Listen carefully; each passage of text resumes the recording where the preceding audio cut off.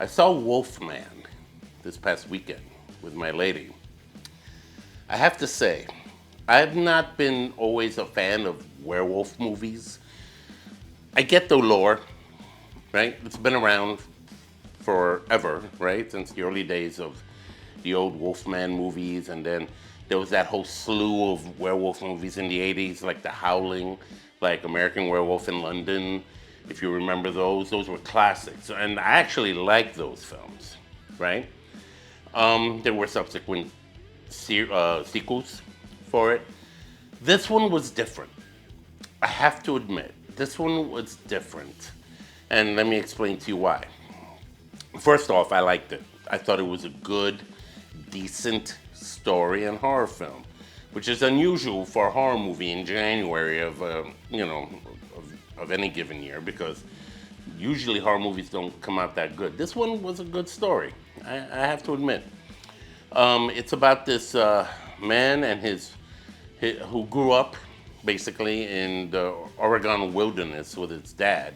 You see that in the beginning. And then he later on, 30 somewhat years later, he goes back to claim his father's estate and his belongings after his supposed passing with his wife and his daughter. Now, they have a unique relationship, him and his daughter. They have a deep connection. And you see that in this film. The only thing is that, and there's this wolfman on the loose in the woods, and apparently, and they tell you a little bit of that at the very beginning of the movie. There are these words that come out that explain what this is. Apparently, there's no real occultic ties, unlike in previous werewolf movies, where there's some kind of connection to Satanism or the occult or anything like that. That's not the case here. It's something a little bit more scientific than that, and I appreciated that. That's what stuck out to me the most about this movie. As you saw in the preview, and the preview's out, that's when I first saw it, it was clear to me that the dad gets bitten or scratched or whatever. It starts to infect him. He starts to have symptoms of being a werewolf, of werewolfism, if you want to even call it that. And you see the transition slowly happen. Now, they get into an accident while they're up there, and it's because of another werewolf. That's why I'm telling you, he gets bitten or scratched by one.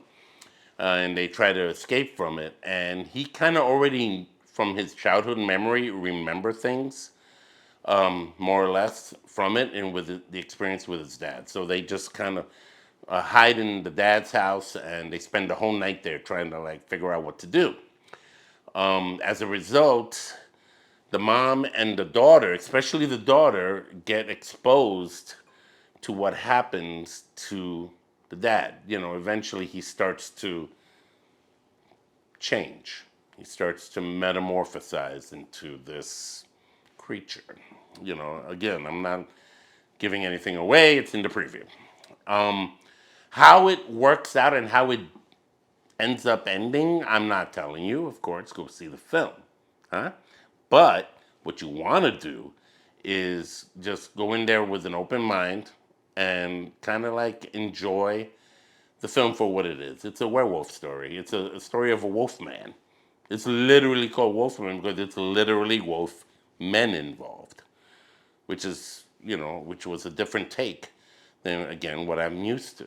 Cinematography was really nice. The shots were good. There were a couple of jump scares. Not exactly, unique in the genre, but it happens. When you have people shouting at the screen, it's a good movie. I'm going to give Wolfman 3 coffee cups. I thought it was a very good, well-made film, and I think it was released at the right time to kind of springboard this year, 2025, in horror and all that other cool stuff. There's more to come. All right? So, did you see Wolfman? If you did, talk to me. Comment below and share with me your thoughts on this movie. And by all means, if you like the material that you see here on this channel, consider subscribing and tap on the bell for future notifications for future horror and coffee content. We are moving forward with 2025, and this one was a good one, in my opinion. So 3 coffee cups it is. Until the next movie review, this is Ralph Perez, Horror and Coffee.